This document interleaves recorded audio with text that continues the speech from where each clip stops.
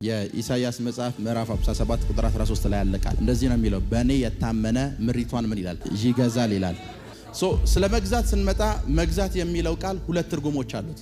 የመጀመሪያው ትርጉም አንድን ነገር ለራስ ጥቅም መቀየር ማለት ምን ማለት መሰላችሁ? ስታዩት የበሰበሰ ያለቀ ነገር ሊመስል ይችላል። እዛ የበሰበሰው ነገር ውስጥ ግን እናንተን የሚጠቅም ነገር ስላለ ያ የበሰበሰውን ነገር ለራሳችሁ ምን በሉት ቀይሩት። ከመጽሐፍ ቅዱስ አንድ ስፍራ ላሳያችሁ። መሳፍንት ምዕራፍ 14 ከቁጥር 8 እስከ 10 ሳምሶን ከጥቂትም ቀን በኋላ ሊያገባ ተመለሰ። ሲመለስ አንድ የሞተ አንበሳን አየ። ያ የሞተን አንበሳ አይተው ብዙ ሰዎች አልፏል። ይሄ ሰውዬ ግን እንደዚህ ያስብ ይሄን የሞተ አንበሳ ማየት አለብኝ አለ። ቀረበ። ከዛ አንበሳው ጋር መጣ፣ አየው፣ ከፈተው። ሲያየው ምን ሰፍሮበት ነበር? ንቦች ሰፍረውበት ነበር። አስቡት፣ በዛ መንገድ ያለፉ ሰዎች በሙሉ አንበሳውን እያዩት ይሄ ሞቷል፣ ምንም ነገር አይጠቅምም ብለው ነው ያለፉት። ሳምሶን የሞተ አንበሳ ውስጥ ማር አየ። ከዛስ መንገዱን በሙሉ ይላል ምን እየበላ ሄደ? ማር መብላቱ ብቻ አይደለም፣ ለቤተሰቡ ይዞላቸው ሄደ።